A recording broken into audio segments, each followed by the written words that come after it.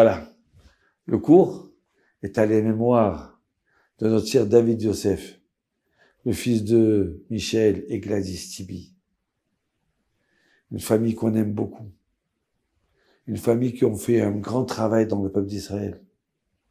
Donc je voudrais faire un Dvar Torah. Parce que David était un soldat. Et la paracha, on nous dit, Kitetse la milchama. Si tu pars en guerre contre ton ennemi, eh ben Dieu, il va te le donner entre les mains. Et tu vas le faire prisonnier. Alors, de quelle guerre on parle là? D'accord? Nos sages, ils viennent nous dire que il y a souvent des guerres. Non, on parle de la guerre avec un grand G. Le combat de la vie. La guerre contre le mauvais penchant. On a tous des défauts. On a tous des qualités. On est fait de chair et de neshama, notre âme. L'âme, elle appartient à Dieu. La chair, elle appartient à la terre.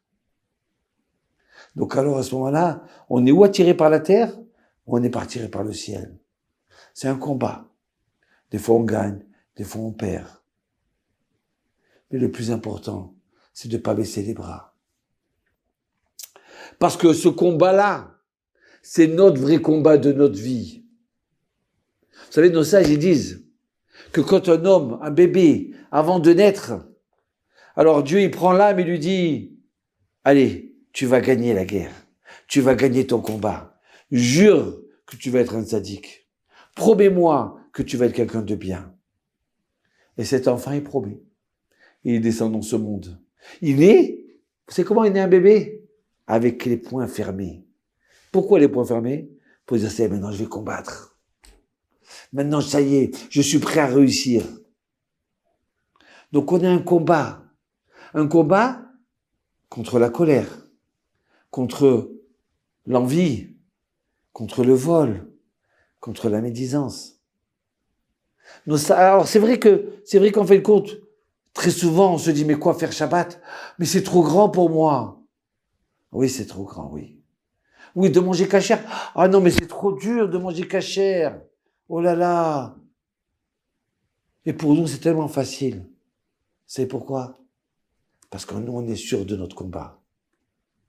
Chacun à son niveau, il a son combat. Et la Torah vient nous dire, si tu pars en combat, alors Dieu va te faire gagner la guerre. Mais si déjà tu baisses les bras, tu dis, ah, je peux pas. C'est impossible. Alors tu as perdu. Donc le plus important, c'est quoi? C'est de partir en guerre. De dire, maintenant, je suis le soldat de Dieu. Et c'est comme ça qu'on réussit dans la vie. Quand on baisse pas les bras et on va dire, je serai un soldat. Écoutez, quand je dis ça, vous savez, ces temps-ci-là, chaque parole de Torah que j'étudie, que je parle, pour moi, je vois le Rav Mimoun. Je vois un soldat. Rav Mimoun, pour moi, c'était un exemple. C'était quelqu'un qui avait pas peur. C'est quelqu'un qui avait une émouna extraordinaire. C'était quelqu'un qui était humble. Pour lui, il n'y a pas de kavod. On veut pas manger de ce pain-là. Et on dirait même qu'il avait peur du kavod. Il veut pas du kavod, il veut pas. Laissez-moi tranquille. Voilà. Je veux lui ressembler. Je suis content que Dieu qu'il me l'a mis sur ma route et que j'ai pu le connaître. Alors écoutez cette histoire. Voilà qu'il perd son papa, le Rav Mimoun. Et les 30 jours, on va à Foula pour lui être avec lui. Je suis avec Danny Cohen et d'autres personnes. Et là, le rabbin de la ville, il dit, bon, écoutez, Rav Avraham, on a voulu qu'il parle pendant les 7 jours. Au 7e jour, il n'a pas voulu. Maintenant, c'est le 30e, c'est normal qu'il parle pour son père. Hein. Allez, bravode. Et là, le Rav dit, non, je parle pas, non. Alors le Rav dit, excusez-moi, regarde, toute l'assemblée l'attend, on veut vous entendre. Et là, le Rav il est comme si qu'il était coincé, ça y est. Il va parler. Et là, d'un seul coup, il se lève, comme un soldat. Il dit, vous excusez-moi, mais je parle pas bien l'hébreu. Moi, j'habite la France. Donc j'ai oublié mon hébreu. Voilà. Lui, Yitzhak, il va parler. Il va parler, lui. Parce qu'il habite en Israël. Il est un Israélien, c'est mieux qu'un Français, hein. Quelqu'un qui habite Israël. Et là, je dis, Rav, non, pas moi. Je peux pas, là. Il me dit, allez, vas-y, allez, lève-toi. Et là, je me lève comme un robot. Mais qu'est-ce que je vais dire? Et je parle. Je sais pas d'où j'ai sorti ces paroles-là. Là, j'ai appris ce que c'est l'humilité. Et là, des fois, chacun il a son Yetzera, son mauvais penchant, hein. Des fois, je vois quelqu'un qui rentre dans la salle, et il faut que tout le monde le voie et qu'il rentre. D'accord? Et moi, je me dis, attention, ne fais pas pareil. Tu as appris du Rav Mimoun. On parle pas fort dans la synagogue. Reste dans ton coin, fais ta prière. Quand tu rentres dans le restaurant, il n'y a pas Choufouli Yannès. Assieds-toi et mange. Oui, tu souris aux gens. Oui, tu respectes les gens. Mais baisse un peu le coup. Alors écoutez bien, le soldat David Tibi, qui est aussi un gagnant. Écoutez son histoire. Il se marie. Il a plus d'une vingtaine d'années. Et voilà que il gagne les cadeaux de mariage. Il a ramassé comme plus de 50 000 francs.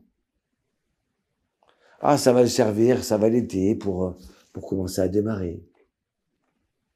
Et voilà qu'il assiste à un gala de Tzedaka.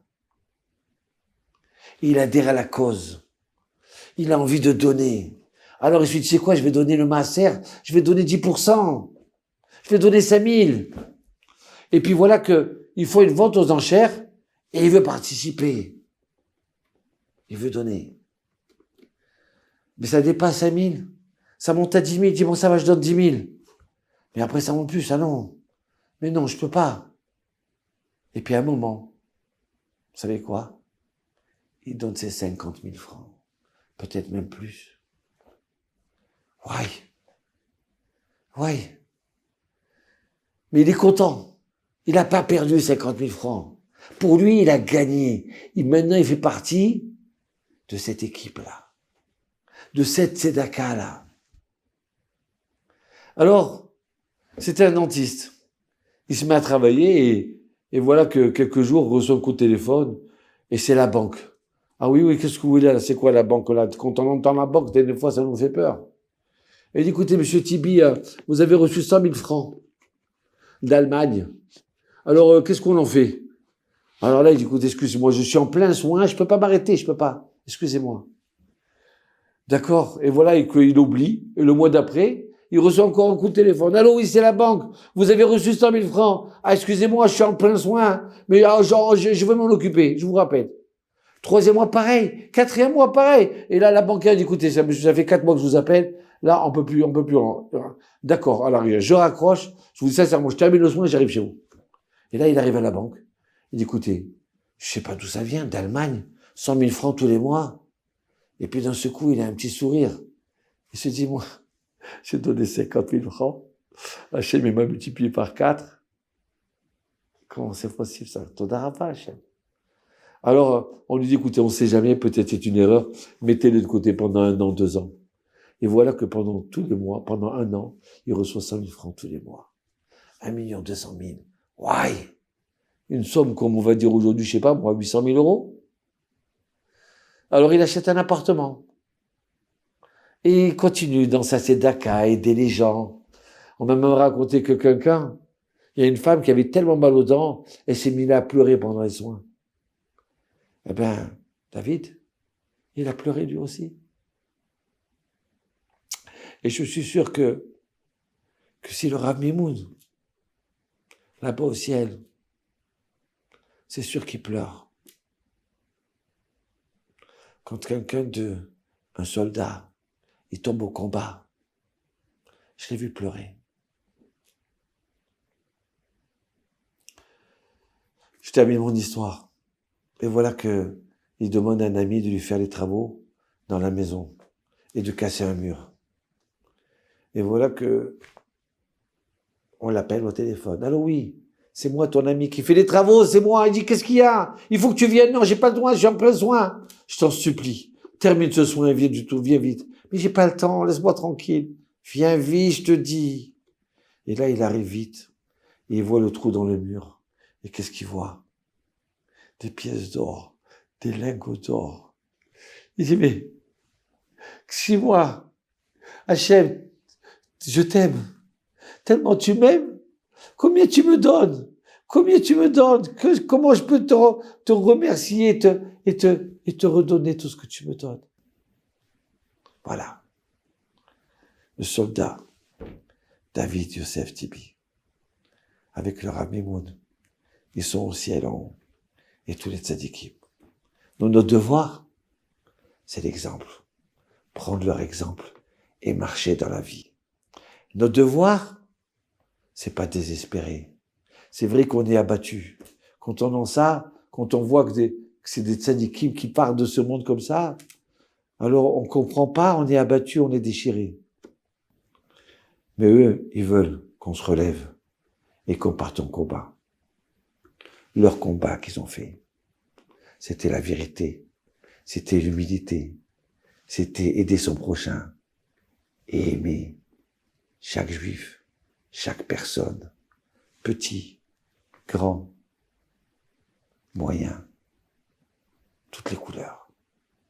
Aimer pour aimer. Allez, un bon combat. Pas Sarah.